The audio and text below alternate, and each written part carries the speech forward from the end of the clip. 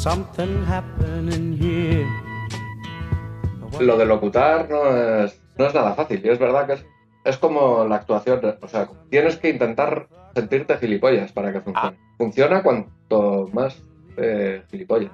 Suenes, Como los idiomas también. Yo lo de la pronunciación en idiomas extranjeros, yo siempre lo he tenido claro desde que aprendí francés y luego... O sea, que me tenía que sentir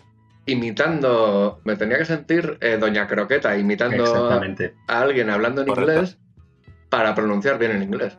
Y funciona. Claro.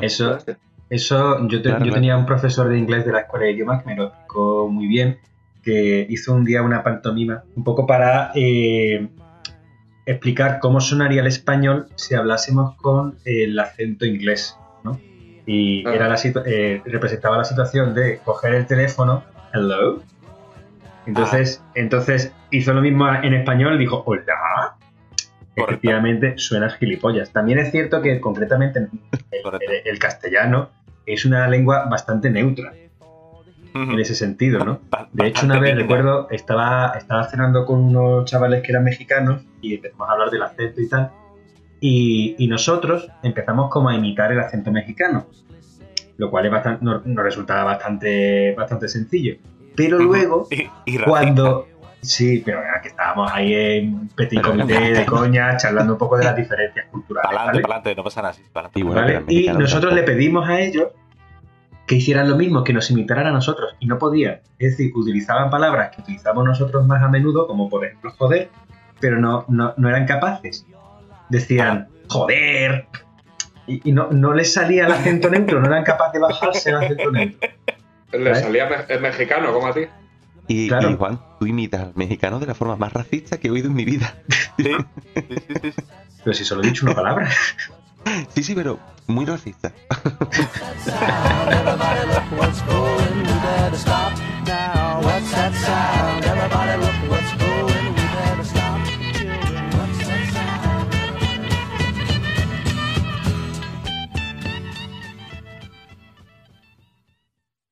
Préstame tus oídos en este frío día para calentar tus ideas. El Wichi está de vuelta en la ciudad. Bienvenidos. Y para acompañarme en esta singular aventura, contamos con la ayuda de el trapecista de mirada intensa y culo respingón, Roberto Quirós. Buenas tardes. Buenos días. El rey ya la he liado que yo. Mira, no, voy a hacer mi chiste. Buenos días. Venga, el malabarista manco, cazador de corazones rotos, Antonio Ortega. Buenos días. Buah, me ha clavado el tío, ¿eh? Buenos días, Juan. Buenos días. Y como invitado especial nos acompaña un guerrero del norte que ha venido de nuevo a dar batalla. Recibamos con una gran ovación a ese hombre que tiene nombre de detective privado, John Le Quay. Buenas tardes, días a todos. ¿Cuándo se emite esto? Buenos podcasts. Buenos podcasts. Yo qué sé, es que... Esto es como claro, así conservas la temporalidad, está bien. Claro, el tema del falso directo me consume la vida. También está con nosotros el letrista y cantante suplente de Amistades Peligrosas. Muy buenos días, Juan Vilches. Pero solo de Amistades Peligrosas 2. Correcto. Amistades Peligrosas era un No sé por qué pensar en la película esta de Arnold Schwarzenegger, que es un espía.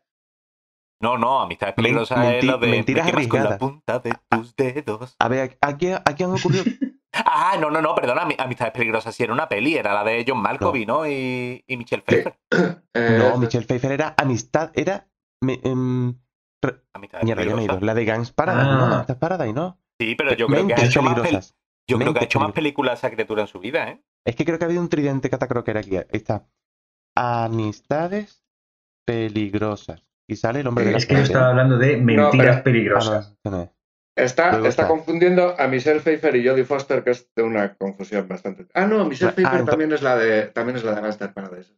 No, sí, claro, Mentiras Peligrosas, Michelle Pfeiffer. Y luego y Amistades Peligrosas es John Malkovich, Glenn Close y Michelle Pfeiffer. Sí. Basada en la novela de Cloder los de Laclos, Le Liaison d'Angers. A mí eso ya me ha hecho- dejado fuerísima. ¿Qué ha hecho John ahí? Pues hazlo otra Sentirse vez. muy ridículo. Lo que ha hecho es sentirse ridículo. Eso Pero ha es, hablado muy bien. Eso es. Pero no te resbalón. diría que lo ha hecho bien. No, yo qué sé. Yo no he escuchado nada. Ah, vale. A mí que me registren. Es más, si fuerais gente de leer, os recomendaría el libro. No, pero es evidente que no lo somos. Claro, Si es evidente fueras- que no lo somos. Si fueras una persona de pronunciar, podríamos apuntarnos el libro. Sí. Y te lo digo yo. Vamos a empezar con la primera sección. Roberto, ¿qué nos traes hoy? Hola, me llamo Roberto Quirós. Soy adicto al World of Warcraft. Otra vez.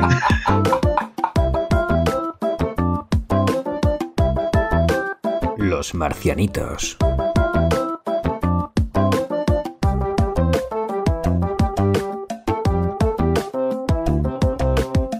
Os prometo que esta va a ser la última vez que hable del World of Warcraft. Precisamente por favor. los 2 capítulos anteriores, las otras 2 temporadas anteriores, era precisamente para... Bueno, en verdad por hablar del World of Warcraft realmente no había un motivo escondido ni nada, pero esta es la trilogía, ¿vale? La Yo trilogía prefiero del que WoW. siga, yo prefiero que siga. Dirigida... No, porque que hay muchos más videojuegos. Ah, Hay vale, muchos vale. más videojuegos buenísimos y creo que ya vale, ¿entiendes? Ok, Pero precisamente creo que viene bien en lo que, como voy a tratar hoy el World of Warcraft, para explicar el por qué le he dado tanto protagonismo viendo tantísimos otros videojuegos, a los que he jugado, a los que le he echado muchas horas y con los que he disfrutado, y que Sí. sin embargo no he expuesto. correcto. Bueno, como soy adicto al World of Warcraft, o al menos creo que ya controlo esa adicción, Ajá. este tercer tema obviamente va a ir sobre esto, sobre mi visión, mi punto de vista personal, ¿vale? No quiero intentar entrar en temas más psiquiátricos, más psicológicos, ¿vale? Y temas de adicción y demás, porque es un tema que obviamente se me escapa y no quiero venir aquí a cuñadear. Correcto.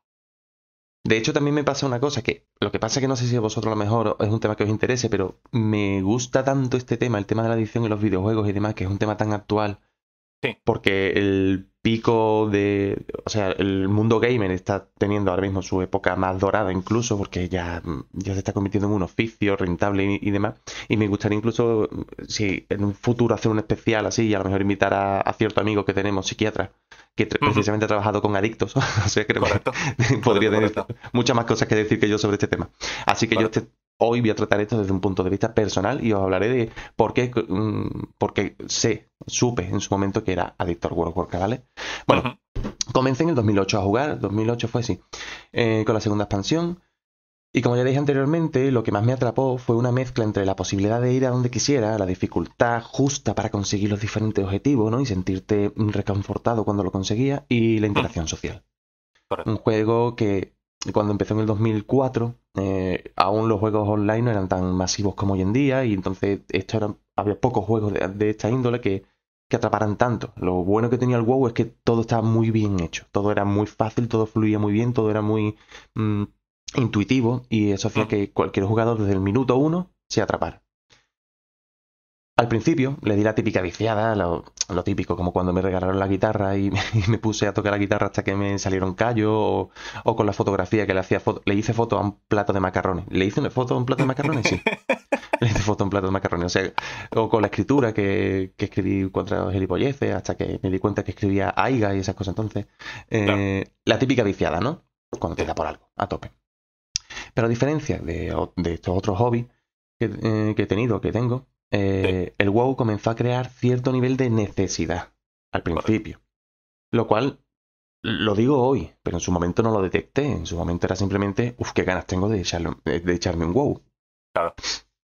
Ese cierto nivel de necesidad me hacía muchas veces tener ganas de volver a casa lo antes posible, y a lo mejor cualquier interacción social que tuviera, cualquier cosa me hacía, pues...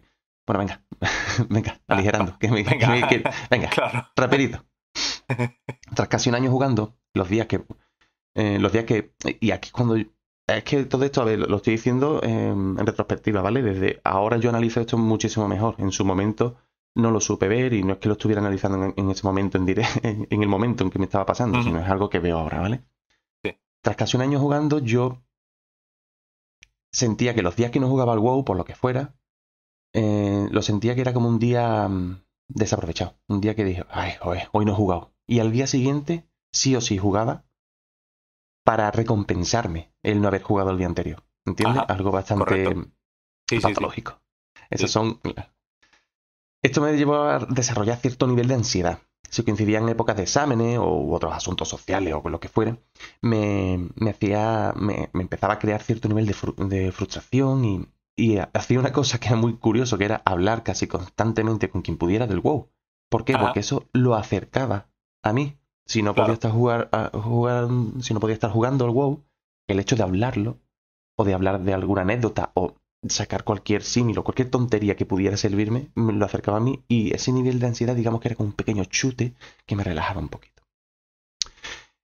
Un poco triste, pero bueno. Oh, bueno.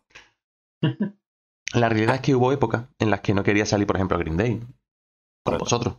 Bueno, con Antonio. Por aquel entonces no conocía a Juan. Y a John, Ni a bueno, John, claro. John no había nacido. No, a John sí lo conocía. Todos conocemos a John. Claro. Todos sabemos que... O por Todos ejemplo, ir a jugar conocemos a baloncesto. También contigo, Antonio. Creo que te dejé. Creo que el WoW el WoW te suplió, Antonio.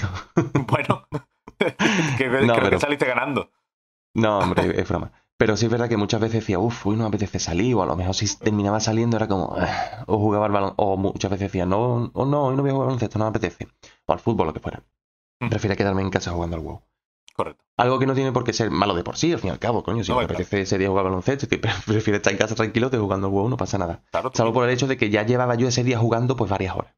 Lo normal es que cuando ya llevas varias horas jugando, dices tú, coño, haz otra cosita, ¿no? El caso es que no podía. El problema era que me propusieran otro plan me daba coraje, porque era como, Claro. joder, ahora tengo que dejar el WoW, ¿sabes? Claro.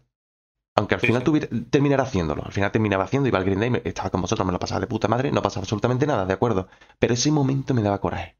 Claro. ¿Qué pasó? Vicky, el primer verano que se fue a trabajar a Madrid, Sí. fue cuando yo vi las puertas abiertas. ¿Por qué? Vicky era el ancla que me mantenía fuera del desastre absoluto. El me meto a jugar y a tomar por culo.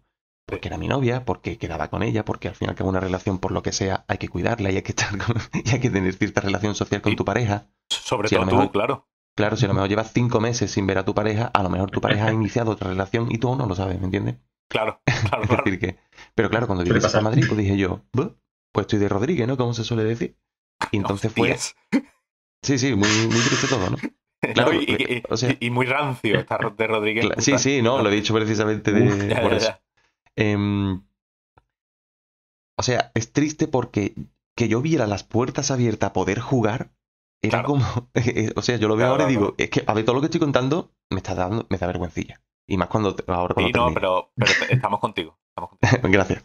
A mí también me da Y vergüenza. entonces ese verano me puse a jugar a muerte, tanto que un día mío normal era así, me despertaba, comía algo rápido, me llevaba el café a la mesa, me ponía a jugar, hasta que me volvía a entrar hambre, me quedaba frito en el propio butacón la siesta, me despertaba, volvía a comer algo cuando me entrara hambre, me duchaba, porque sí, yo siempre me duchaba, Correcto. y jugaba a altas horas de la noche hasta que me quedaba frito. Yo me he quedado dormido en el butacón, me he despertado por la mañana y sigo jugando, o sea, una constante en mi vida, ¿vale? Y así he estado semanas, bastante asqueroso. Bueno, lo peor fue cuando un día ya directamente, yo por aquel entonces vivía con mi madre y... Con mis padres, vamos, en mi casa. Y mi madre un día, oye, Robert, no sé qué. Y yo me cabreé con ella, le hablé muy mal. Y mi madre Claro. como, me mandó un poco a tomar por culo. Me sentí tan niño rata, con 24 años que tenía por aquel entonces, me sentí tan asqueado, tan niño rata.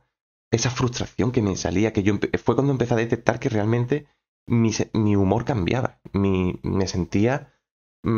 eso, cada vez más ermitaño, todo me frustraba, todo me daba bastante coraje, tenía de repente arrebatos de ira, me daba mucho coraje las cosas. Entonces me empecé a dar cuenta de que, coño, que no que me está pasando, pero me tengo que controlar un poquito. Y fue cuando, en verdad, Claro. yo mismo por propia voluntad empecé a cambiar un poquito toda esta dinámica y, bueno, simplemente empecé a perder poquito a poco, el ir dejándolo poquito a poco, jugar menos horas y demás, fue lo que me llevó a directamente dejar de jugar ya prácticamente ni de forma ocasional. Directamente creo que hubo una época después de eso que estuve casi 2 años sin jugar y Ujú. luego volvía, pero era como volver a jugar a otra cosa, ¿no? O volver a ver una película que te guste y ya está.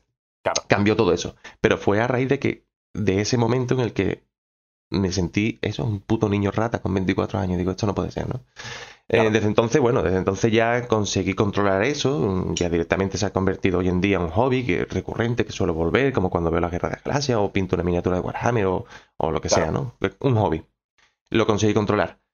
Y yo tuve suerte principalmente porque yo tuve un círculo social muy sano, tenía a mis amistades, tenía a mi familia, tenía a mi mujer, a mi novia por aquel entonces.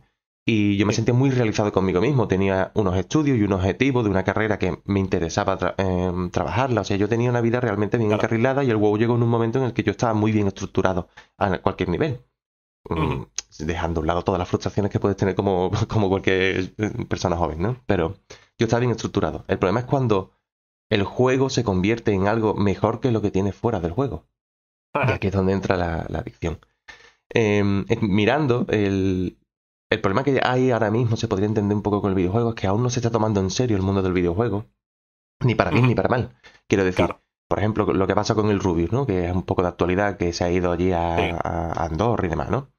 La gente ahora se está dando cuenta de que los gamers están ganando dinero. O sea, que se está convirtiendo en un negocio por ahora. A lo mejor es como más un cantante que da el pelotazo, pero a lo mejor en un futuro se puede llegar a convertir en un oficio estable, que te aporte un sueldo normal y demás. El problema es que la gente no se lo toma en serio. La gente cree que el Rubius es un niñato que se pone delante de una pantalla a jugar videojuegos, no sé qué. Vale, sí, hará eso. Ok, el tío se endosa de 6 millones de euros al año. A lo mejor no te lo tienes que tomar tan a la ligera, ¿sabes? Estamos hablando de que hay... Claro. Y él es un famoso, él es un pico, él es el que está arrasando y demás, él es el que está ganando un buen dinero, pero hay muchísima gente que trabaja en la producción de los vídeos de esta gente que le están pagando un sueldo, que ganan un sueldo normal, digno. Hay gente, sonido, gente que directamente hay muchos youtubers y gamers y streamers de estos que le dicen, no, ponte esta ropa, ponte este color de pelo, ¿sabes? Ya ahí empezando a hacer un negocio. Entonces, para bien no se está juzgando este mundo como un mundo en el que ha nacido, que se está haciendo rentable y que va a ser en un futuro un mercado laboral. Y también para mal, ¿por qué? Porque tampoco se están tomando en serio las adicciones al videojuego y los trastornos que esto conlleva. Claro. Porque al final la gente siempre se cree que la forma de solucionar esto es dándole una cacheta al niño, que deja de jugar, le quita la videoconsola. A ver, sí, si le quitas la videoconsola, el niño va a dejar de jugar a la videoconsola, es obvio. El problema es ese niño, por qué está atrapado en este videojuego, ¿no? Entonces, al final no se está tomando en serio todas las patologías de estos problemas. Me hizo gracia una definición, y lo estuve leyendo, obviamente me he mirado un poquillo, y la OMS, en la actual versión, el CIE 11, la 11ª versión de Clasificación Internacional de Enfermedades, ¿vale? Define el trastorno de videojuego de la siguiente manera, dice: categoría diagnóstica que se caracteriza por un patrón de comportamiento de juego continuo o recurrente vinculado a 3 condiciones negativas provocadas por el mal uso de los videojuegos digitales. 1. La falta de control de la conducta de juego en cuanto al inicio, frecuencia, intensidad, duración, finalización y contexto en el que se juega. Tú sabes, cuando dice, voy a echar un par de partiditas y de repente te ves a las 4 de la mañana y dices tú, ¿qué ha pasado? Claro. El 2, aumento de la prioridad que se le otorga, es aquí el principal problema, que se le otorga al juego frente a los otros intereses vitales y las actividades diarias. Y que obviamente es lo que me pasaba a mí con el tema de que yo vamos a salir, que yo antes jugaba baloncesto, no voy a echarle un ladito. No voy a jugar al WoW ahora, luego 2 horitas de estudio, luego sigo jugando al WoW. O sea, priorizo el WoW y entre WoW meto mis estudios. No, picha, los estudios primero, ¿me entiendes? 3, el mantenimiento o escalada de la conducta a pesar de tener conciencia de las consecuencias negativas. Lo típico del fumador dice, bueno, de algo hay que morir, ¿no? Dices tú, sí, bueno. Claro, hay que morir. Sigue por ahí. Claro. El caso es que al final ya se está detectando, ya se está categorizando y se está tomando en serio, pero aún no está dentro, no está existiendo aún. Es que claro, por eso no me quería meter en este tema porque se me escapa. Pero digamos que aún no se está tratando como debería el mundo del videojuego y los trastornos que ello conlleva. En definitiva, no quiero demonizar el WoW porque me parece un poco injusto, me parece muy ventajista de culpar a un videojuego, ¿no? La culpa fue mía, que hizo un mal uso de esto, que creo que cualquier cosa puede ser muy adictiva. De hecho, yo he conocido personas que son adictas a correr. Que hay que estar loco, ¿no? O sea, esa persona está loquísima. La persona no, es que yo como no corra, no soy persona. Y digo, pues bueno, correr está bien, pero si al final terminas... Coño, no tanto como persona, por lo visto, claro. Claro, es que esa persona se ha operado de la rodilla porque se la ha jodido por correr. Y dices tú, ¿pero es corredor? No. Bueno, sí, es corredor, pero no de forma profesional. O sea, es corredor porque le gusta correr, ¿entiendes? Y dices, claro, bueno, te he jodido tanto la rodilla hasta ese punto, que tampoco lo veo mal en cierto modo, pero si al final... Y bueno, no sé, claro, que ya quiero cada decir- uno, claro. Claro. Exactamente. Al final, Entonces, en definitiva, no quiero demonizar el juego para nada, porque de hecho, cuando salió el Classic en el 2019, en verano del 19, le volví a dar su viciada correspondiente, pero fue como la viciada que le metí al Final Fantasy VII cuando salió, o por ejemplo el muñeco gigante que tengo aquí ahora mismo de Warhammer que estoy pintando y montando, o cuando compongo una canción, la típica viciada que le das a algo que te gusta, que te apasiona, que es un hobby y que lo disfrutas. Conseguí controlarlo y lo conseguí controlar gracias precisamente a vosotros, a los colegas, a mi pareja, a mi familia, y a que, bueno, que en cierto modo siempre tuve mi vida bien establecida y sabía realmente el valor de las cosas. Yo en ese lado me escapé, pero leyendo por internet, y ya termino, he leído cosas bastante chungas. Personas que, por ejemplo, acomplejadas y demás, personas muy introvertidas, han tenido relaciones sentimentales con otras personas. Y es gracioso porque han tenido una relación sentimental en el WoW, correcto, pero nunca han llegado a estar juntas físicamente. Ajá. Y no hablo de hacer el amor, digo de tocarse la puta cara o de darse la mano, de verse la cara. Entonces realmente la relación que están teniendo es real en el juego, pero no es real en la vida real. Y al final, quieras que no, pagar la cuota de WoW conlleva trabajar y ganar cierto dinero. Entonces, no estoy diciendo que lo que te ocurre en el WoW sea malo y una mentira, pero no es real. Y al fin y al cabo necesitas tener una vida sana, real, para poder disfrutar bien de esto, porque al final te va a terminar absorbiendo. Esta relación terminó obviamente horrorosamente mal cuando ella, por fin quedaron, ella le vio y dijo, hostia, ¿qué es esto? O sea, es que tu orco es más guapo que tú. Se lo dijo así, o sea, que no es broma mía. Joder. Ella le dijo, tu orco es más guapo que tú. Pues la tía tampoco era una persona muy sana. No estábamos allá, no, tampoco, no. Y el chaval, pues bueno, digamos que se suicidó un poco. Lo suficiente, se suicidó lo suficiente para morir. Lo bastante, claro. Es simplemente un ejemplo de cómo el peligro a lo mejor de no hacer, de no llevar, de no tener los pies en el suelo, ¿no? Lo que decía del ancla, ¿no? De decir, oye, estás jugando, pero tienes que tener en cuenta que el mundo real está aquí y que es que esta es la prioridad realmente, que el juego es ocio, es que es un videojuego, que es ocio, que sí, que hay mucha interacción social, pero que es un juego, no puedes priorizarlo a las necesidades vitales y de desarrollo personal, porque al final vas a terminar, bueno, muerto, o de otra manera. Claro, sí, la gracia es esa, que no es que no sea real ni sea malo, sí que pasa como con el resto de drogas. No es que no sea real, claro que es real, o sea, está sucediendo. O sea, o sea, la recompensa que tú tenías al jugar al WoW era real. Exactamente, porque te hacía sentir bien. Lo que pasa es que no te servía para desarrollarte en la vida fuera del WoW. Exactamente. Digo que de lo malo, el WoW es un juego... Bueno, yo no he jugado nunca, pero más o menos me imagino. Es un juego de universo infinito, en el que tienes... Pero a mí la historia que has contado me quedó con el Tetris. O sea, yo estuve bastantes meses de mi vida organizándome la vida. ¿Para jugar al Tetris? Para dejar los huecos suficientes para ir a alguno de los... O sea, yo etiquetaba los bares por los que tenían Tetris y los que no tenían Tetris. Correcto.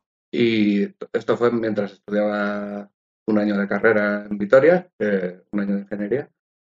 Y yo ese año me lo organicé entero en función del Tetris. Joder.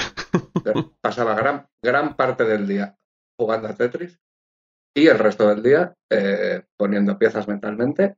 O sea, sí, te entiendo. Abstraído. Sí, te entiendo. Poniendo piezas, oyendo o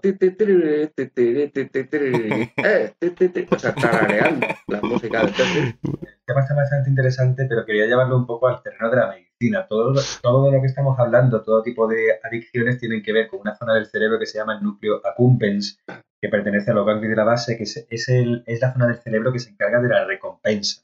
Exactamente. ¿De acuerdo? Todas las adicciones pasan por ahí. Es decir, cuando tú realizas una determinada acción, ya sea tomar una determinada droga, jugar a un videojuego y te genera una respuesta placentera, una sensación de recompensa, pues genera algún tipo de adicción. ¿De acuerdo? De forma que este núcleo libera grandes cantidades de serotonina y dopamina, que son las hormonas de la alegría, de la felicidad y demás, de forma que termina siendo dependiente, porque termina siendo un poco el gatillo que despierta la felicidad. Si te fijas, lo que has estado comentando de la adicción al videojuego tiene mucho que ver con la ludopatía, los casinos y demás. Los casinos, si te fijas, nunca hay ventanas para que tú pierdas y nunca hay relojes para que tú pierdas la percepción percepción del tiempo. Del Puedes tiempo, entrar a claro. las 10 de la noche y sales por la mañana porque es que te has puesto a jugar de una forma compulsiva y has perdido por completo la sensación de Sí, realidad. ¿De acuerdo? exactamente. Y pasa lo mismo con el deporte. La gente que practica, por ejemplo, sobre todo los deportes de extremos, los deportes de riesgo, ¿no? La escalada, etcétera, pues esa sensación, esa liberación de adrenalina genera un Claro. placer, ¿no? El problema es cuando ya te acostumbras a un nivel tan alto que necesitas unas sensaciones muy fuertes para poder, Sí, cada vez más, claro. sentir ese placer.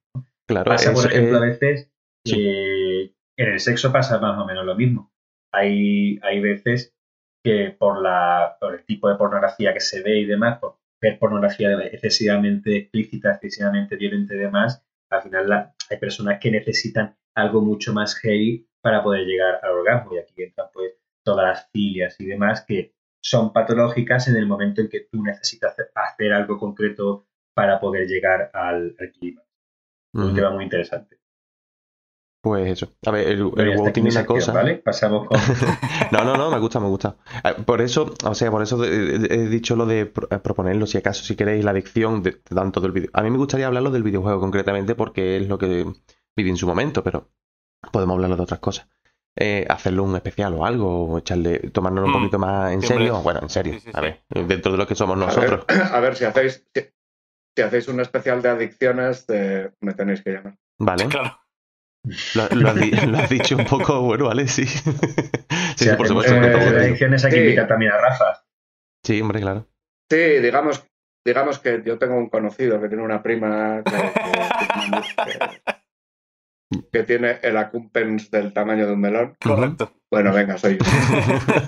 Y El WoW precisamente, de lo que más se ha nutrido siempre, y bueno, a ver, no el WoW como demonio de los videojuegos realmente, y de hecho ahora el Fortnite y el League of Legends, que han sido los juegos que desbancaron al WoW años después, es precisamente la constante recompensa. Tú haces una misión, consigues la misión, consigues un oro, consigues un objeto y aumentos de experiencia. Esa constante además es flipante porque la sensación, lo que ocurría por ejemplo con los Sims, que fue el primer juego que se empezó a experimentar esto, era que al final tenía límites. El juego llegaba un momento y dice, tú ya no me apetece seguir jugando a los Sims porque ya lo he hecho todo, ¿no? El WoW no. El WoW tú estás en el máximo nivel y sientes la misma satisfacción que cuando empezabas.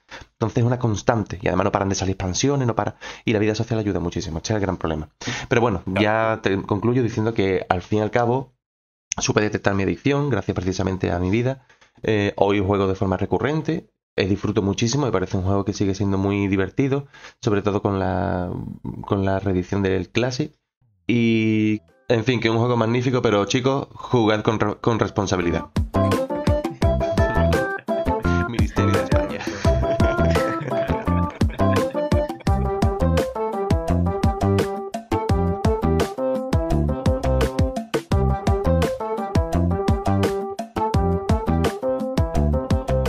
Muchas gracias, Roberto, por compartir con nosotros tu experiencia.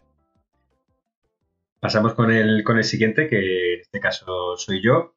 Hoy os traigo una serie de datos, así que a priori pueden parecer un poco aleatorios, pero que vamos a ir poco a poco encadenando conforme la sección vaya avanzando. Ahí lo dejo. A día de hoy existe en España una especie de pez invasora que amenaza nuestra fauna piscícola. Ajá. Visitar los pueblos blancos de Cádiz siempre es un placer, pero ¿por qué pintar sus paredes de blanco en lugar de dejarlos con el color de la piedra con que se construyeron las casas? En diciembre de 1980, la Organización Mundial de la Salud declaró la viruela oficialmente erradicada del mundo gracias a la vacunación. Sin embargo, ¿solo las vacunas han contribuido a exterminar enfermedades? A principios del siglo XX, España era víctima de una enfermedad terrible que afectaba a un número de personas que oscilaba entre 500.000 y 800.000 al año. Hoy tenemos 0 casos al año. Roberto nos habló hace algunos programas de Jon Snow, el padre de la epidemiología. Hoy vengo a hablaros de los Jon Snow españoles. Hoy os hablaré de la historia de la malaria. ¡Oh, qué guay!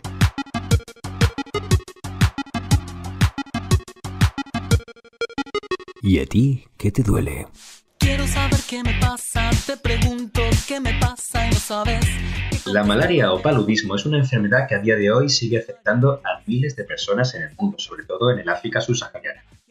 Para que os hagáis una idea, hubo 228 millones de casos en todo el mundo en 2019 y 405.000 muertes en 2018.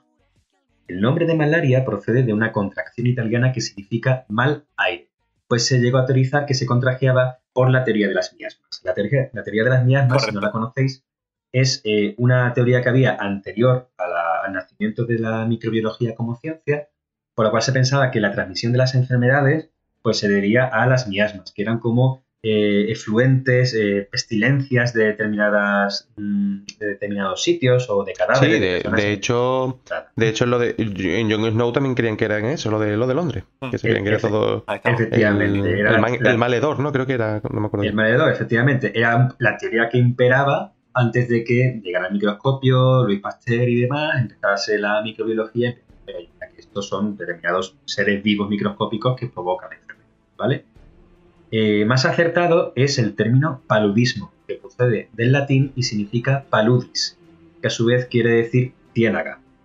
Como bien sabemos, el responsable de esta enfermedad es el mosquito. Bueno, el responsable de esta enfermedad es el parásito Plasmodium, que a su vez el vector que lo transmite es el mosquito Anopheles.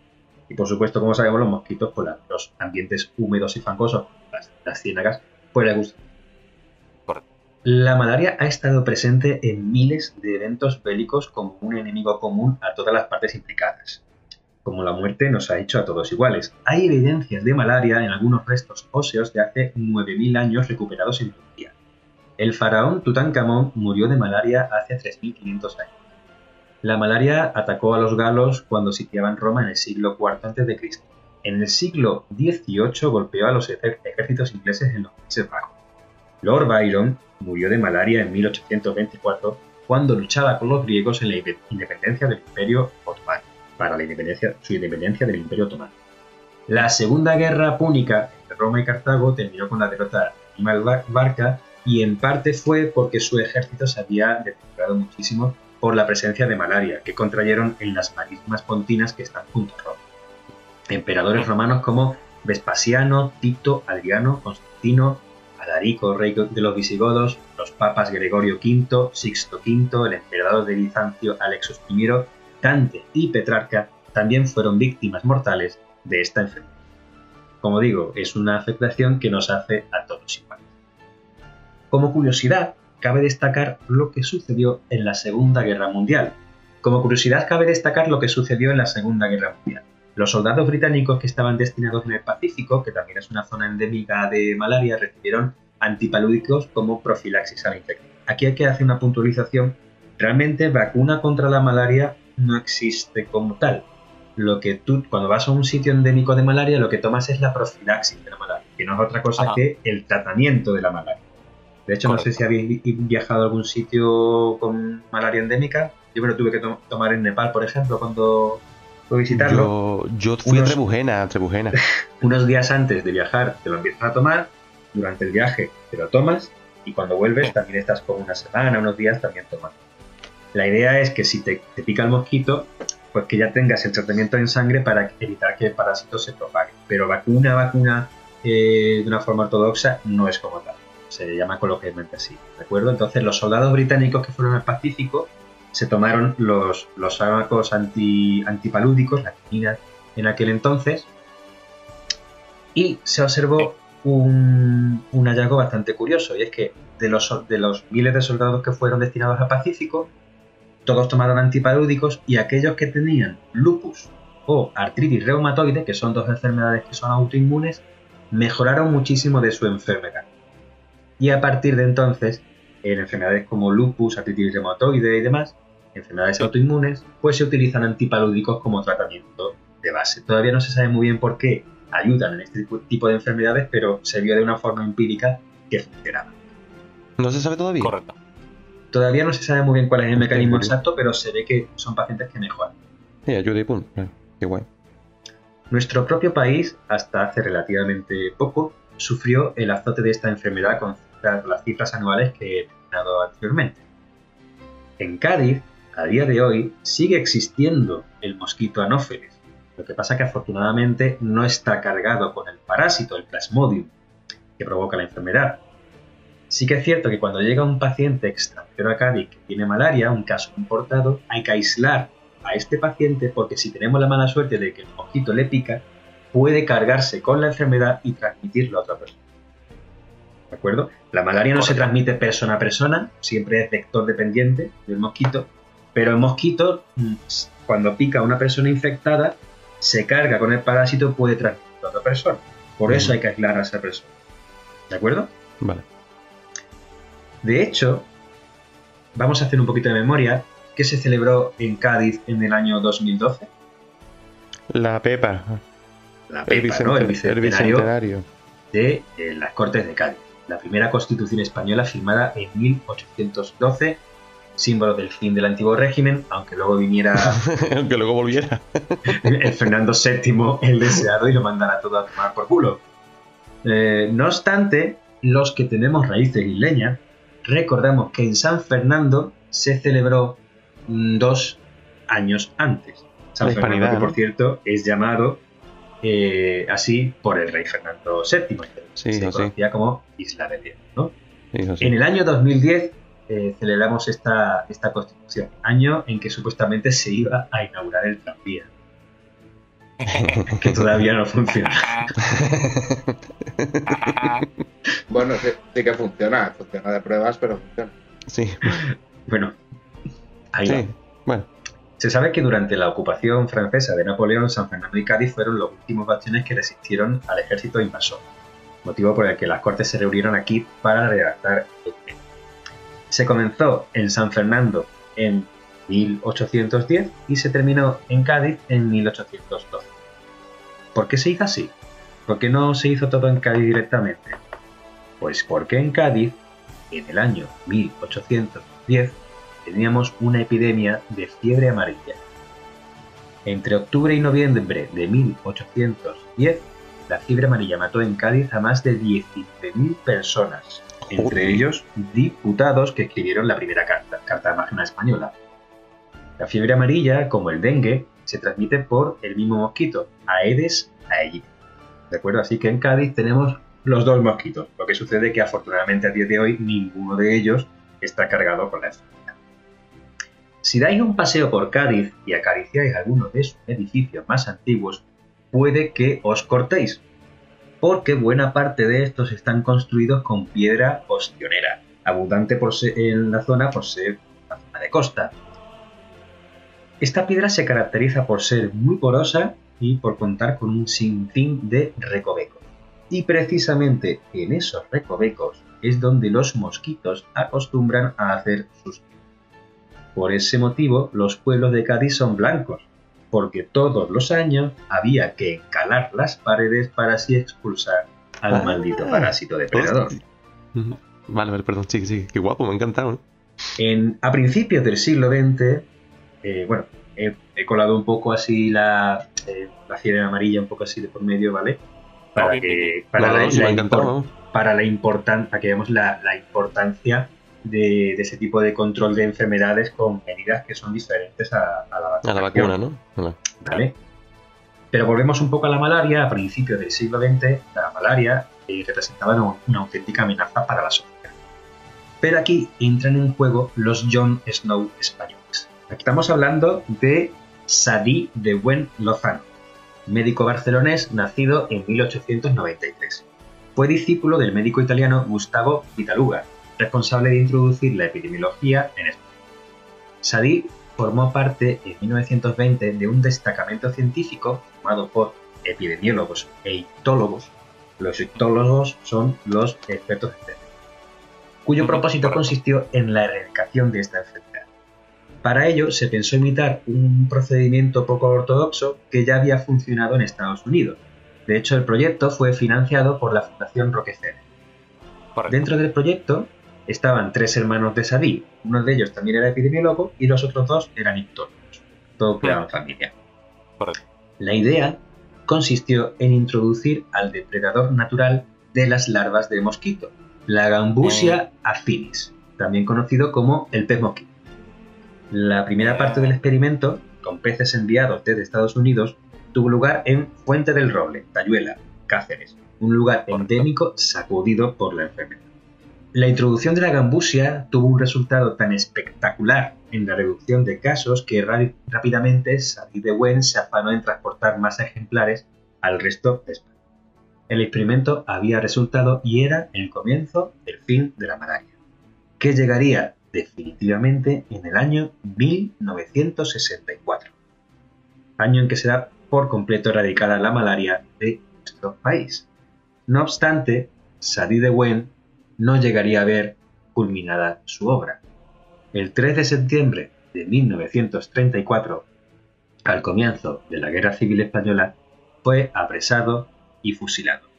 Meses antes su nombre había salido como suplente en las listas del Partido Socialista de Madrid.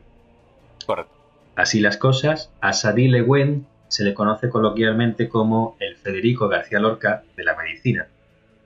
Y todo porque hay enfermedades, como el fascismo, que todavía hoy nos cuesta erradicar. Muchas gracias. Pante como una puta boca, picha. Qué bonito, por Dios.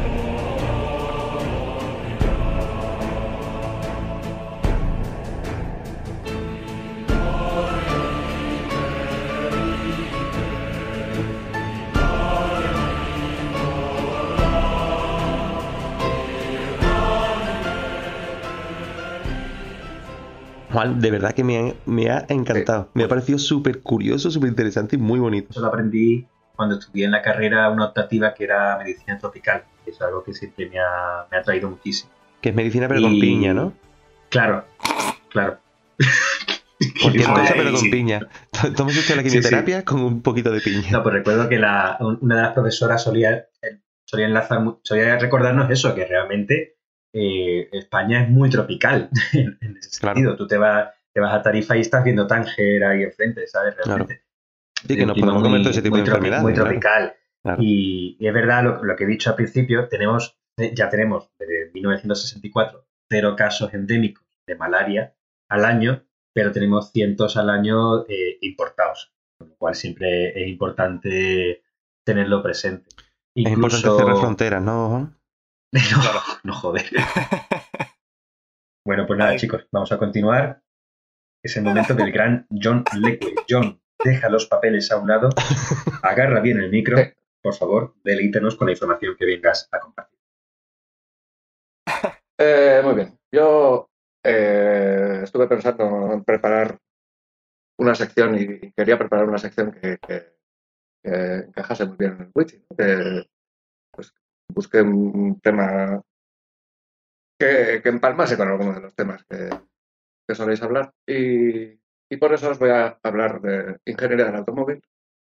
Os voy a contar la historia de un ejecutivo del motor, un hombre hecho a sí mismo, un visionario, un hombre que alcanzó la cima absoluta en el mundo de la empresa automotriz americana, que tuvo un sueño. Ese sueño consistió en crear su propio automóvil. Creó su propio automóvil. Ese automóvil podía tranquilamente haber pasado a la historia como uno de los peores coches de la historia. Y efectivamente ese era su destino, el de pasar a la historia como uno de los peores coches de la historia. Hasta que el equipo de arte de Robert Zemeckis buscaba un coche que pareciera una nave espacial para su película Regreso al Futuro. Y convirtió a ese coche, que por méritos propios era uno de los peores coches de la historia en todos los sentidos, lo convirtió en una leyenda absoluta. Y bueno, pues estaréis imaginando que os voy a contar la historia del DeLorean. ¡Yeah! ¿Y quién viene hoy?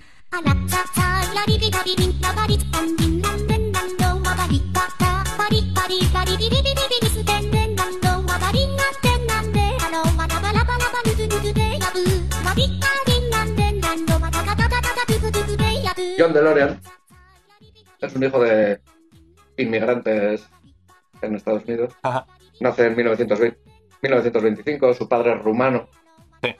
Y su madre es de Austria-Hungría, o sea, la afiliación de su madre es austrohúngara. Austrohúngara. Estamos hablando Suena del siglo la XX. Primera Guerra Mundial, sí. suena. Sí. Claro. Pues, sí, pues es que efectivamente emigró antes de la Primera Guerra Se Mundial. iba oliendo, ¿no? Se iba oliendo. Y por lo tanto, Se iba oliendo las era tensiones, ¿no? por lo tanto era austrohúngara. Correcto. Eran una familia humilde, no eran pobres, no se puede decir que fueran pobres, pero bueno, pues eran trabajadores manuales con salarios normales y que tenían para sacar adelante a su familia de 4 hijos, pero bueno, sin grandes. El padre buscó trabajo. Estos se asentaron, se conocieron en Detroit, se casaron en Detroit, vivían en Detroit. Detroit hoy es un pozo de pobreza y de marginalidad y de industria cerrada, pero por aquel entonces era el centro de la industria. Entonces el padre de DeLorean, Zachary, no era demasiado habilidoso, no tenía demasiadas habilidades y acabó encontrando un trabajo en la Ford. Correcto. Pero como no sabía hacer nada, le colocaron de delegado sindical. Esta parte me ha hecho gracia, ¿no? Tú no sirves, venga, tira para el sindicato. Ahí. Sindicato que... Lucha por los derechos de tus compañeros. Sí, habla. Sí. Bueno, ya desde crío, John DeLorean mostró una habilidad especial para buscar.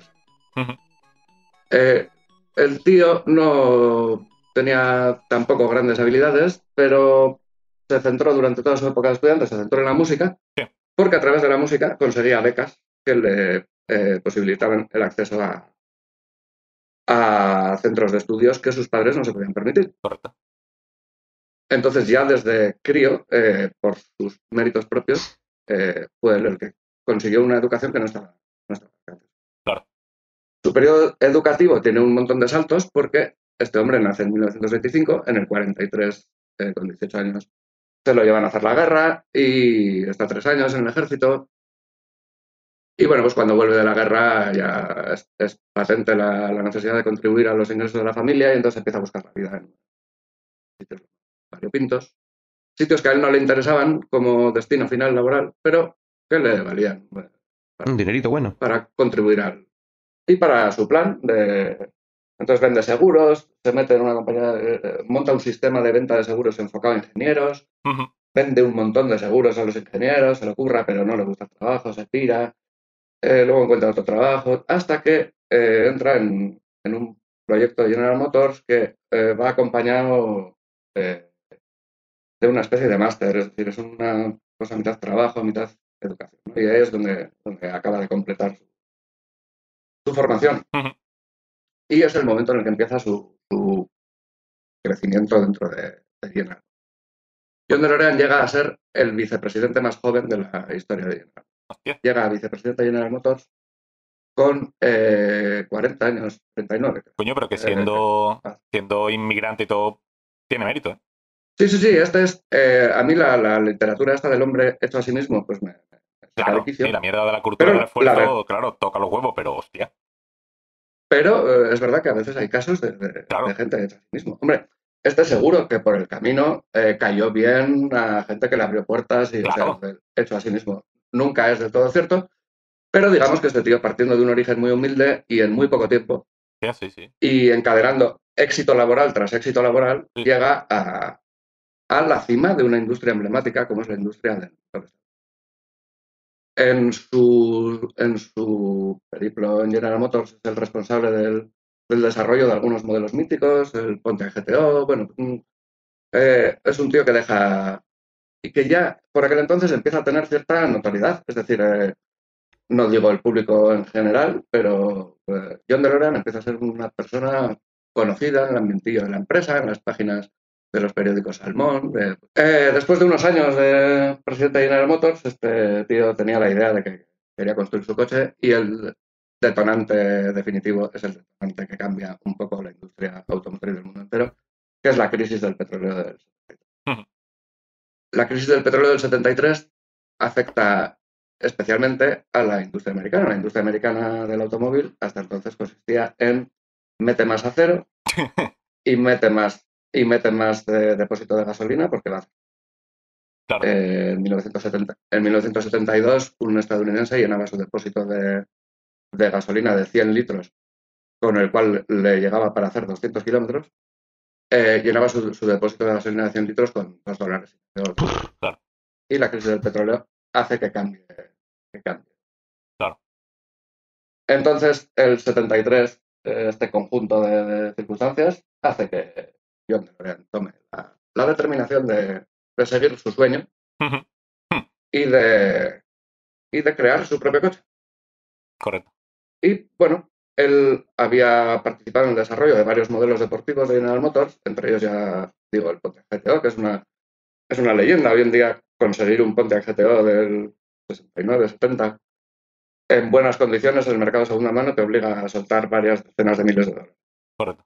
Y bueno, pues DeLorean separa caminos con General Motors y funda la DeLorean Motor Corporation. Y poco después de fundar la DeLorean Motor Corporation, alumbra el nombre del coche que va a fabricar. Lo primero que piensa en esta cadena que vais a ver de decisiones extrañísimas una detrás de otra, sí. Su primer trabajo creativo es el nombre del coche. El nombre del coche es DMC-12, DMC es DeLorean Motor Corporation. Sí. Y el número 12 es su objetivo comercial, y es que él quiere poner un coche en el mercado que durante toda su vida comercial cueste $12.000. Ajá. Y además quiere que el comprador, el mercado, identifique el precio del coche, o sea, que ese 12 le recuerde constantemente lo que vale, ¿no? que el coche cuesta $12.000. Claro. Para situarnos un poco, en el año 77, 78, sí. los modelos de acceso de los deportivos clásicos americanos, pues el Chevrolet Camaro o el Pontiac Firebird, andan sobre los $7.000-8.000. Ajá. Y las versiones... O sea que estamos hablando de un coche muy caro, ¿no? Sí, él quiere crear un deportivo que se distinga un poco de los demás y, bueno, asume... claro, pero es que vaya a ser un como poquito lo más de en 1880 el turrón más caro del mundo. Claro. ¿Sabes? Es una campaña publicitaria así de primera, bueno. Sí, y bueno, y su plan era ignorar la inflación, fuera como fuera, claro. Y que durante toda la vida comercial del coche, el coche costase $12. Claro. Él sabía cuánto costaba la competencia cuando empieza el diseño del coche, pero no sabe cuánto iba a costar los modelos. Claro. Aquí pasa, uno de los efectos de la crisis del petróleo en el mercado del motor estadounidense es que empiezan a sustituir los V8s de cilindradas grotescas que salen de fábrica con 300 caballos y con un mercado de accesorios súper extenso, en el cual era bastante fácil poner tu coche en 400, en 450 o en 500 caballos a costa de sacrificar fiabilidad. Claro. Y a raíz de la crisis del 73, Estados Unidos descubre el 6 cilindros en línea, de poca potencia, Sí, es decir, lo que antes eran los Pontiac deportivos o los Chevrolet deportivos, que antes salían a la calle con 300 caballos, ahora salen con 200 o con 180, claro. La versión de base. Hay versiones caras que alcanzan las viejas potencias, pero el punto de partida se rebaja. Claro. Y bueno, pues en este contexto, John DeLorean ya tiene nombre para el coche. Sí. Entonces necesita un diseño y se lo encarga a un conocidísimo diseñador de automóviles italiano llamado Giorgetto Giugiaro, responsable de muchos Ferraris, Alfa Romeos, Lancias, un tío cuyo estudio de diseño ha seguido trabajando durante años y años y años, y yo diría que incluso hoy ha fallecido ya hace muchos años, pero su estudio sí. Y le encarga un diseño, en principio pensado para un motor Citroën, pero bueno, esto irá cambiando. Bueno, correcto. La cosa es que el tío ya tiene un nombre y tiene un diseño. Cualquier ingeniero que esté viendo este programa pensará, este tío está haciendo las cosas en un orden muy raro. Correcto. Y efectivamente estaba haciendo las cosas en un orden muy raro, pero bueno, era el orden suyo, era un visionario y a los visionarios hay que dejarles. Claro, te callas el boquino y aceptas lo que diga y ya está. Hay que dejarles visionar. Eso.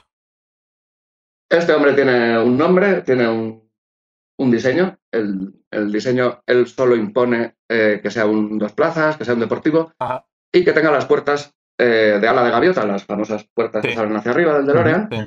Estas puertas que han llevado varios modelos del mercado automóvil a lo largo de la historia, nunca han triunfado como solución, digamos, masiva, o porque son puertas que tienen bastantes inconvenientes estructurales, o sea, obligan a reforzar la estructura de un techo que deja de ser una pieza de bastante superficie y se convierte en un listón, una viga que sujeta las bisagras de la luz.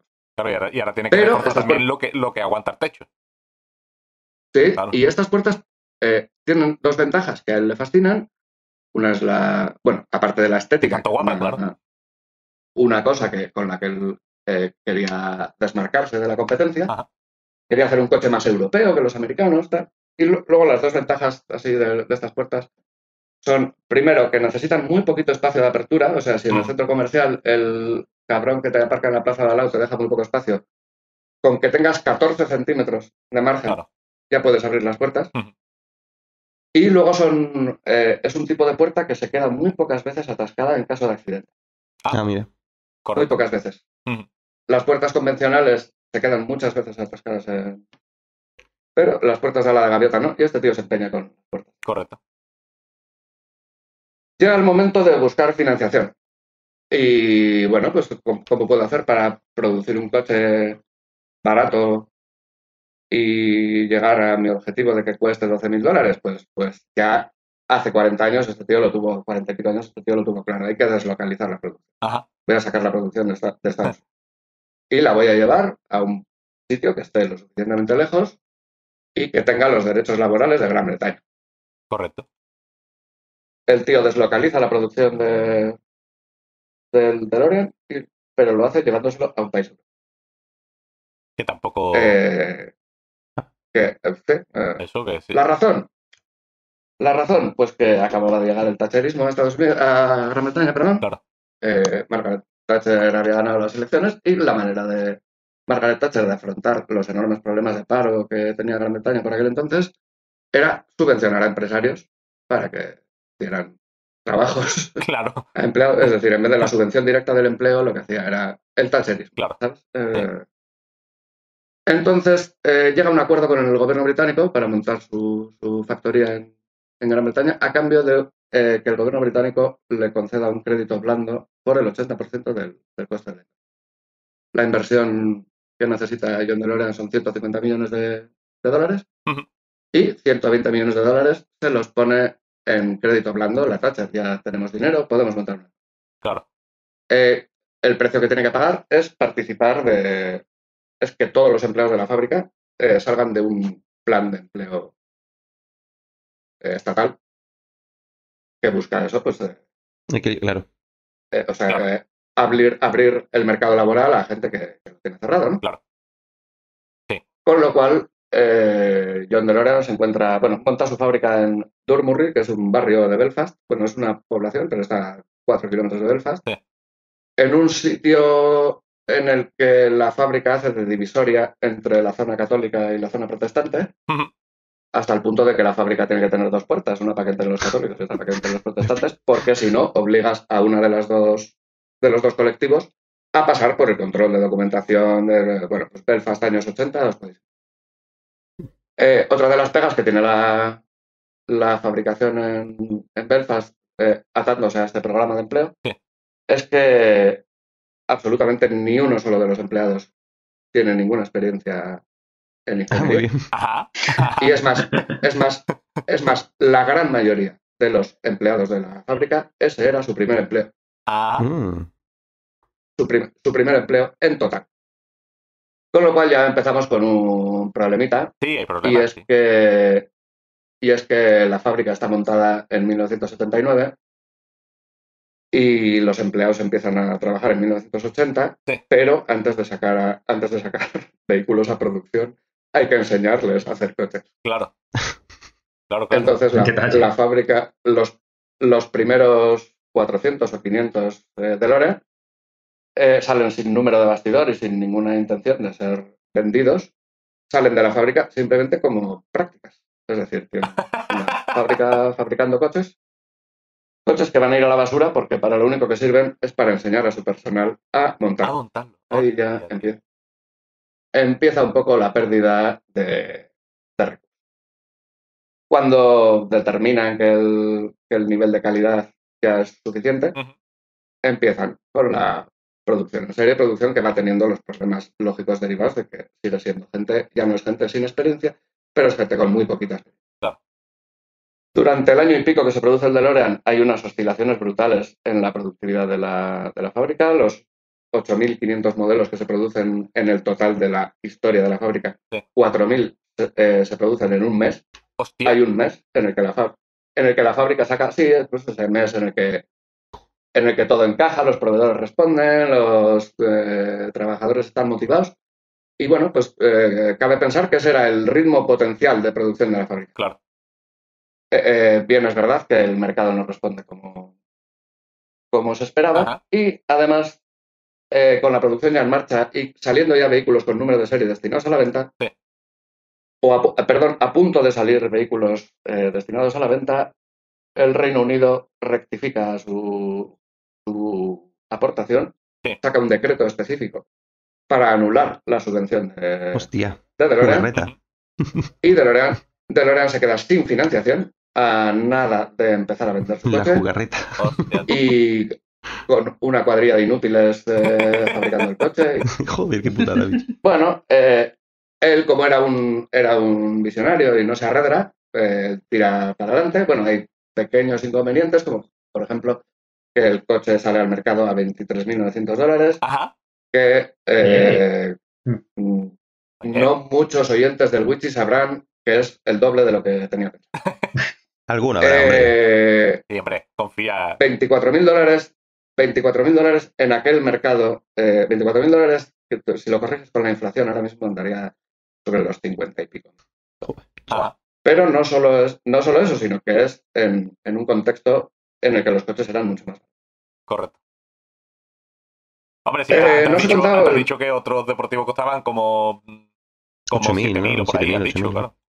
Sí, eso es. Claro. Sí, bueno, en el 70 y muchos costaban eso. Supongo que en el 81, que es cuando se empieza a vender el DeLorean, Sí, algo ya habrían habían subido. subido. Claro, Sí, pero... En el 82 algo habrían subido. Claro. Un coche que estaba pensado para ser vendido a $12.000 se pone en el mercado a 24. Claro. Bueno, pues pero igual, yo qué sé, pues igual tiene un motor todo guapo que hace que la gente se... No. Para conseguir proveedor de motores, DeLorean contacta con varios proveedores europeos porque la crisis del petróleo le ha hecho concienciarse un poco de qué tal, y la ingeniería europea lleva muchísimos años trabajando en eficiencia y optimización de los motores. Correcto. Entonces él contacta con varios fabricantes europeos y de Citroën y tal, y al final acaba firmando un contrato de suministro de motores con el consorcio PRV, recién fundado. El consorcio PRV, como son las iniciales de Peugeot, Renault, Volvo, que son 3 grandes empresas que juntan sus ingenierías para desarrollar motores conjuntos. Los motores PRV tienen una historia, o sea, después del DeLorean han ido montándose en coches que todos conocemos. PRV ha ganado varios París-Dakar motorizando coches, o sea, es un consorcio que funcionó durante 20 y pico años. Entonces PRV le ofrece un motor que ya estaba montando en los Renault de alta gama y así, que es un motor de 2.800 centímetros cúbicos y 180 caballos más o menos en las especificaciones.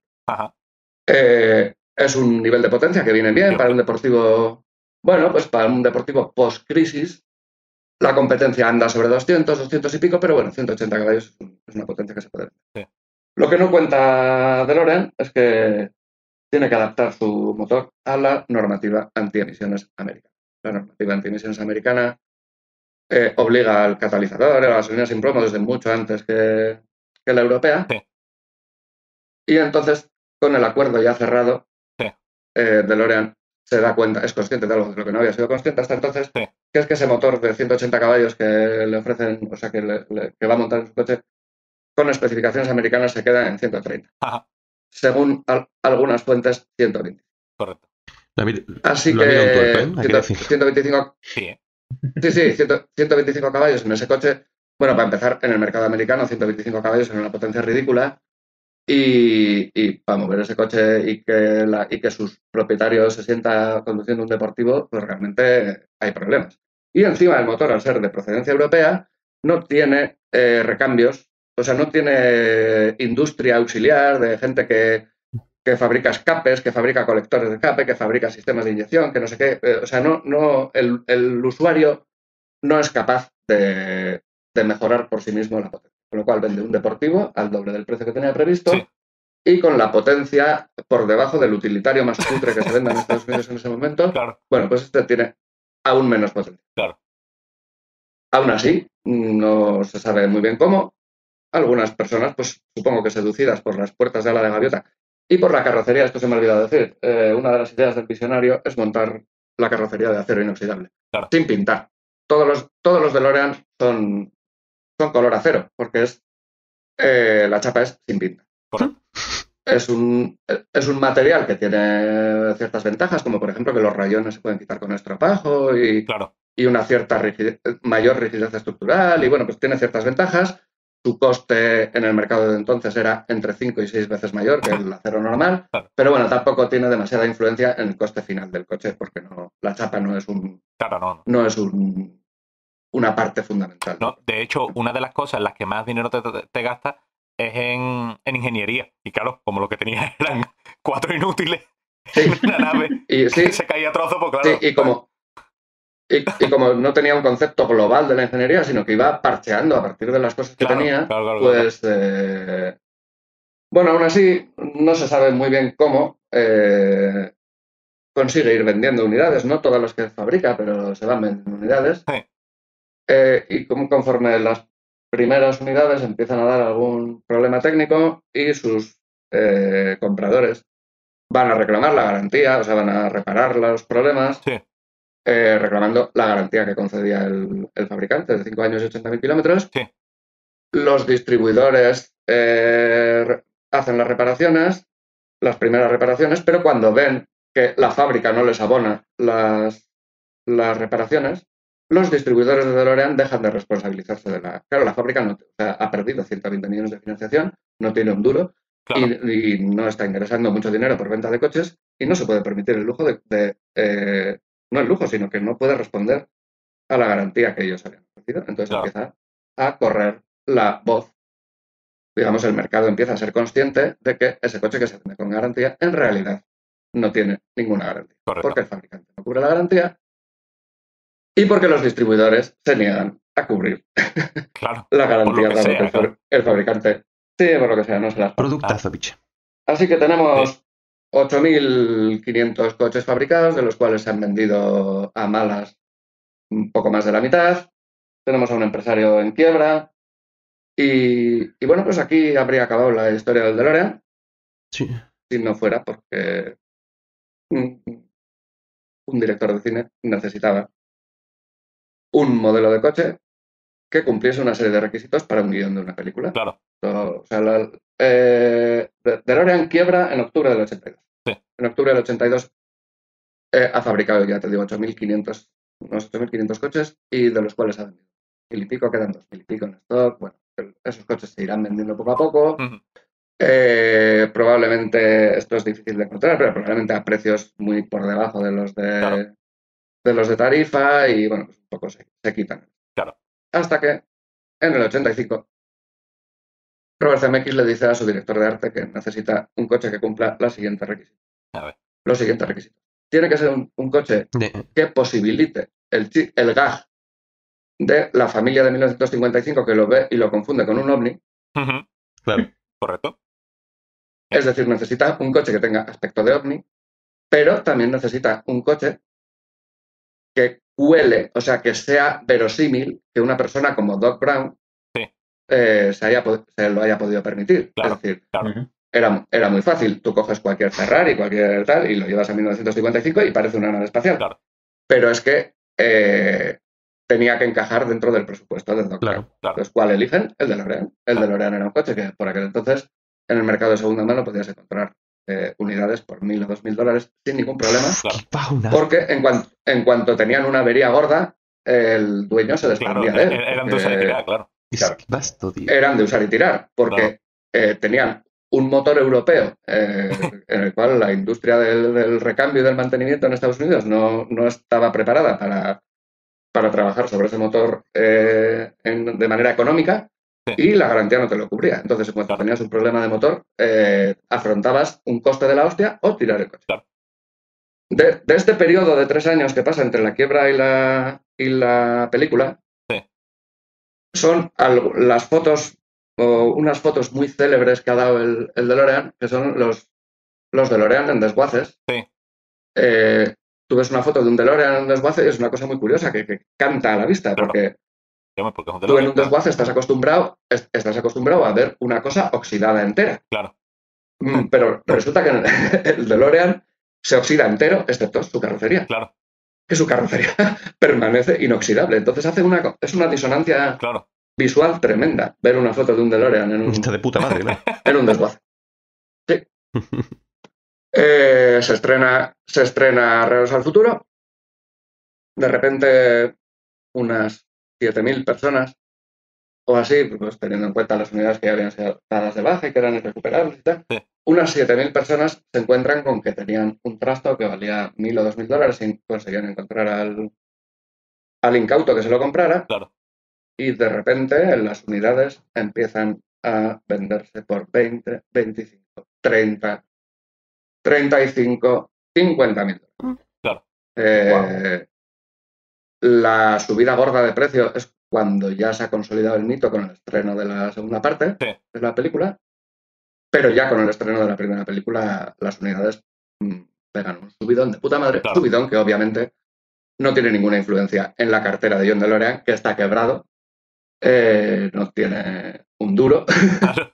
Por lo que y de repente ve cómo su pedazo de mierda de coche digno acreedor del título de peor coche de la historia se convierte en una leyenda. En la leyenda que es ahora. Yo no sé si sois conscientes de la cantidad de gente que no es capaz de distinguir un R5 de un Opel Corsa, o sea, un Clio de un Corsa, Claro.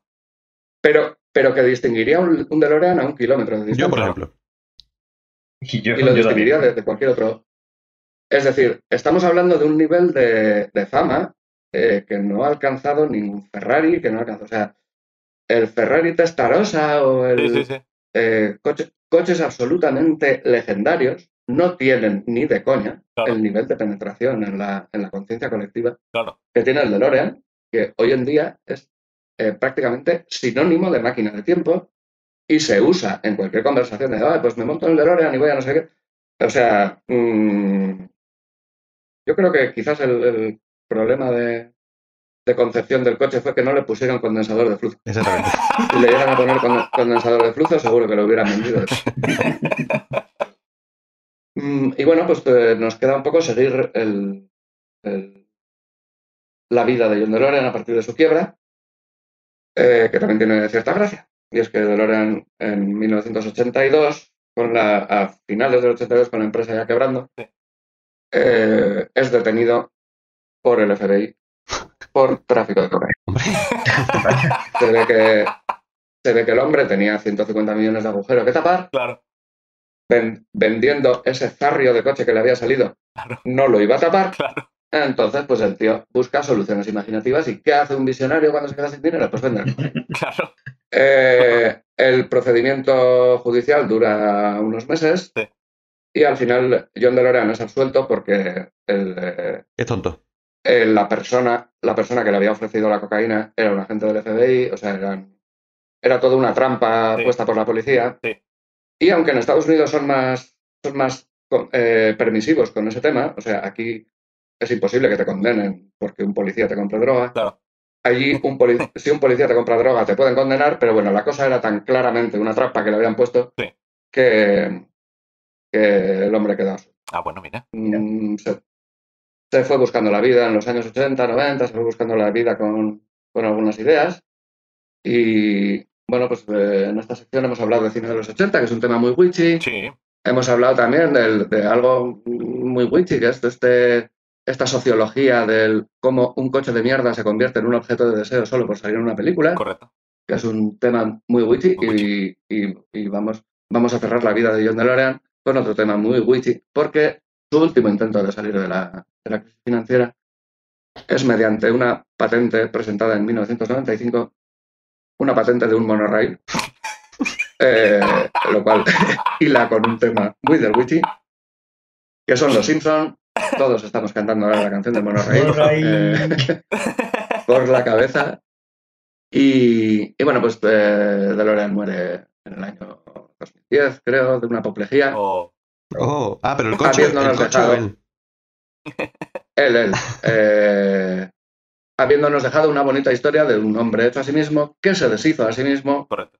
que intentó vender cocaína por el camino, que tuvo un lío con la Thatcher. ¿Qué dice? Que fue protagonista y voluntario de la Irlanda del Norte de los primeros 60. Y bueno, pues que su contribución al mundo del motor fue la creación probablemente el modelo de coches más legendario de la historia del automóvil, aunque por razones que no tienen nada que ver con el automóvil, porque si no llega a ser por Robert Zemeckis, hoy no estaríamos hablando del DeLorean, porque a nadie le interesaría, pero si estuviésemos hablando del DeLorean, lo estaríamos haciendo en términos de el peor coche de la historia.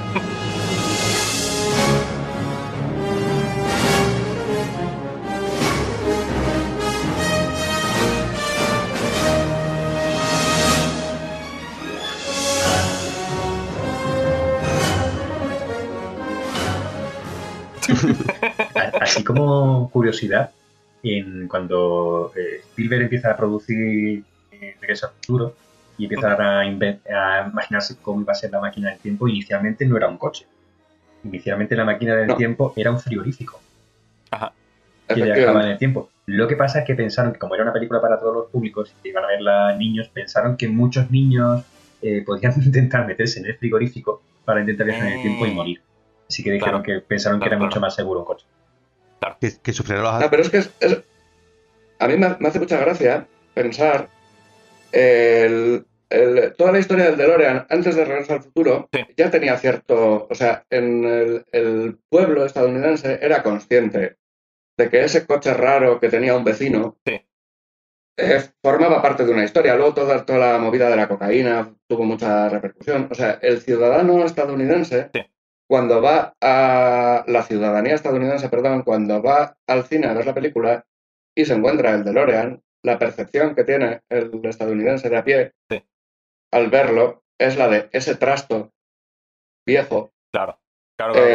Ese fracaso industrial y comercial claro. Al que solo un tarado como Doc Brown le podría haber sacado partido, ¿no? Claro. O sea, ¿cómo cambia ahora mismo conseguir un DeLorean?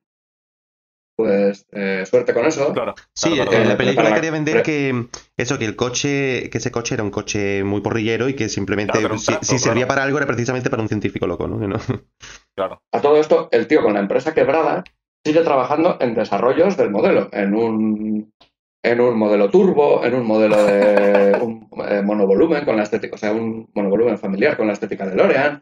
O sea, el hombre también le costó un poquito entender. Claro. Sí, le costó, estaba ahí como vivía en su ilusión de que él la iba a partir. Le costó más a John dejar el DeLorean que a Robert dejar el WoW. Sí. A mí no me hace gracia que mete conmigo. Le costó. Bueno. En fin.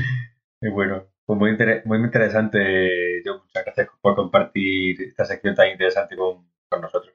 Y pasamos con Nada, gracias a vosotros. El cierre de nuestro programa. Antonio, ¿qué tienes preparado para hoy? Pues, a ver, así rápido, no penséis mucho en las respuestas, así de primera. ¿Cuál es vuestro personaje preferido? 14. Que aparezca en una peli de animación. Difícil. No, coño. Hostia, no. Wally. Wally, correcto. Wally. Correcto. Wally mola la hostia. Piccolo y Homer. Correcto. Piccolo es la hostia. Y Homer Simpson, a la par. Detective Conan. Hostia. Pero, ¿Detective Conan el bárbaro? ¿Resuelve las cosas a base de mamporro? Hostia. Me gustaría fusionarlos a ambos. El mío es la Reina Sofía. Era todo torrente. película favorita, Torrente. Y la actriz, la de... ¿Cómo se llama la pescadera, tío? La que se pone a chillar, tío. ¡Torrente, Torrente! No, la que se pone ahí a pegar gritos. El séptimo arte. ¿Qué? ¿Qué?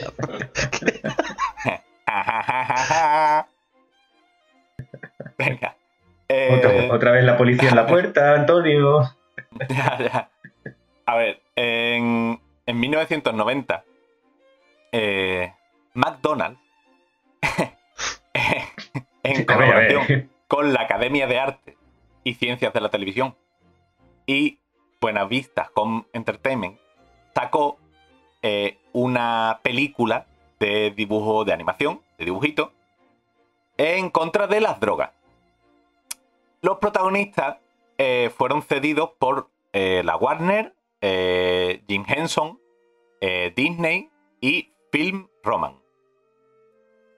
La peli, que por cierto es malísima, No, ¿sí? es horrorosa, empieza con los pitufos que están en un cuadro y se sorprenden porque, o sea, es en la habitación de una niña, una mano aparece y roba una hucha y los pitufos se sorprenden y entonces despiertan a Alf, que amenaza a Garfield, que es una lámpara, para que reviva también y los ayude. Todo este revuelo sorprende a Alvin y las ardillas. Despiertan a Winnie the Pooh, que es el osito de peluche de la niña. Y le piden a la rana Gustavo, que es un despertador, que haga ruido para que la niña se despierte. Entonces, cuando se despierta la niña, se sorprende Moquete, el fantasma de los cazafantasmas, y aparece en la habitación. No tiene puto sentido esa mierda. No.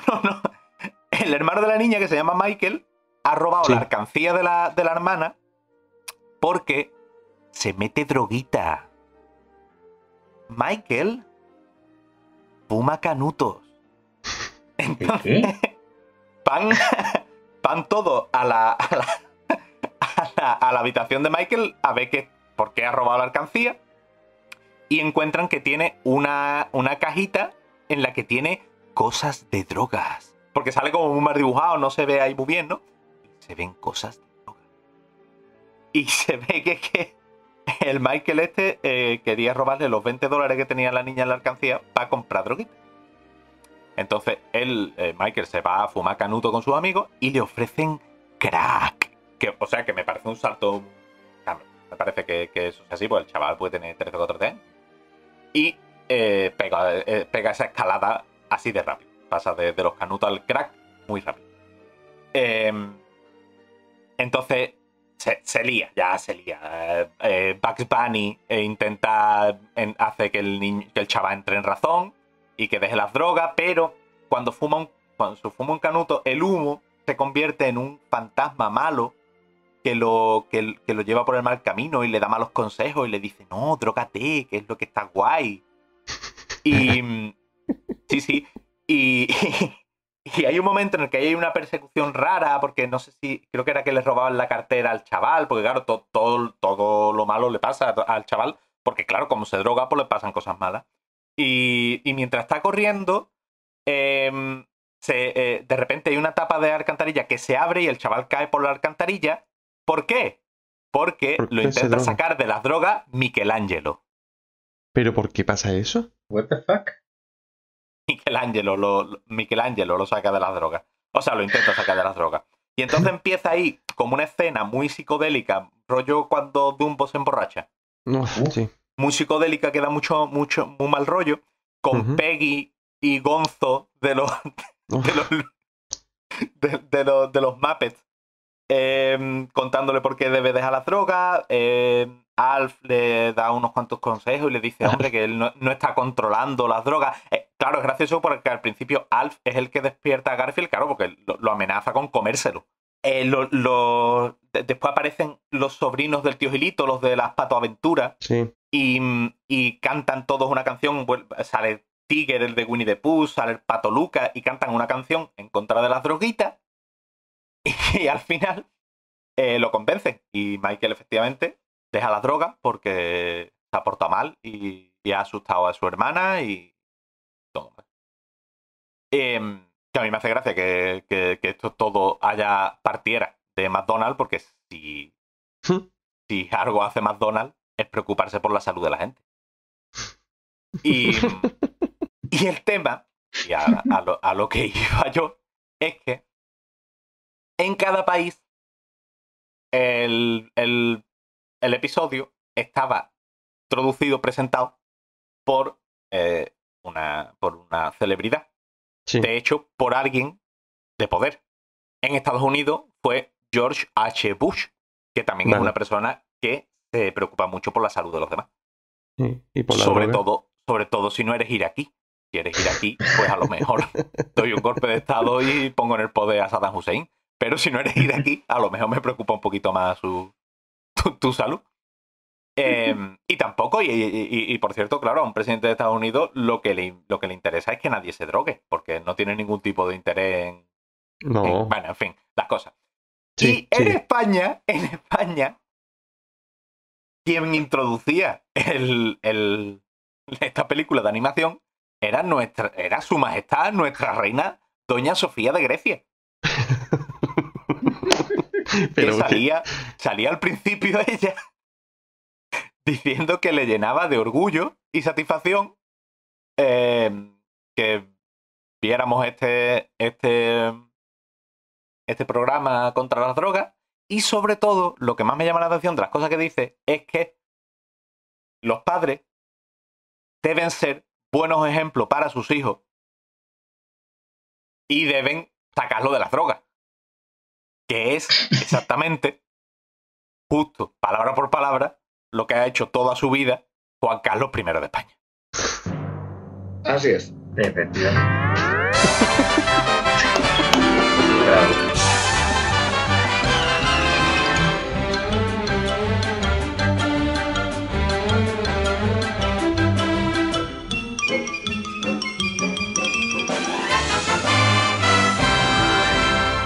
Dices dar buen ejemplo, ¿no? Dar buen ejemplo y evitar que sus hijos caigan en la droga. Bueno, pues muchas gracias, Antonio. Una sección muy, muy interesante, como siempre, y antimonárquica. Por lo que sea, ¿no? Y bueno, pues nos queda la recomendación del día. John. Buscad Tampopo. Tampopo es una película japonesa del año 85. Fue la comedia japonesa del año. Es una comedia gastronómica y cinematográficamente es un peliculón. Hay por ahí una versión en los rogaderos de películas, hay una versión con subtítulos en español y la conoce muy poca gente, a pesar de que fue un exitazo de taquilla de la hostia. Tiene percentil 100 en Rotten Tomatoes y es una película que todo el mundo debería ver y que muy poca gente ha visto aquí. Muy bien. Muchas gracias. Muchas gracias. Bueno. Y bueno, pues hasta aquí nuestro programa de hoy. Gracias por estar ahí al otro lado. Cuídate mucho y tranquilo. Volveremos pronto. Un saludo.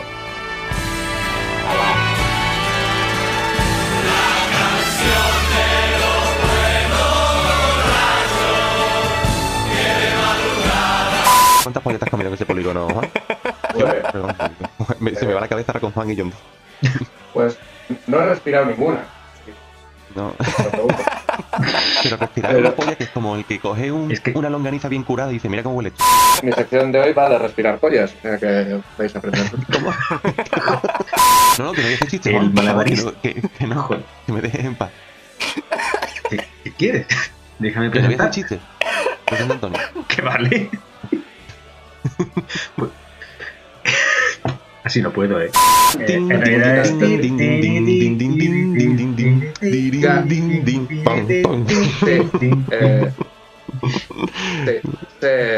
de qué me hables. Exacto. Juan, perdón. Este verano no sé qué está pasando. Alguien tecleado, creo. Perdón, es que... Me creí que estabas moliendo. No, es que... Me creí que estabas moliendo café. Quita un picote.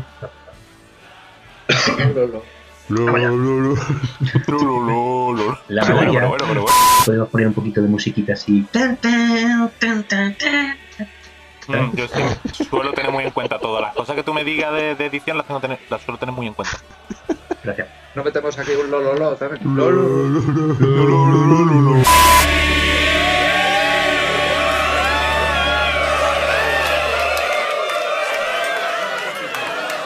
De hecho, cuando ¿cómo se llama? El virus de...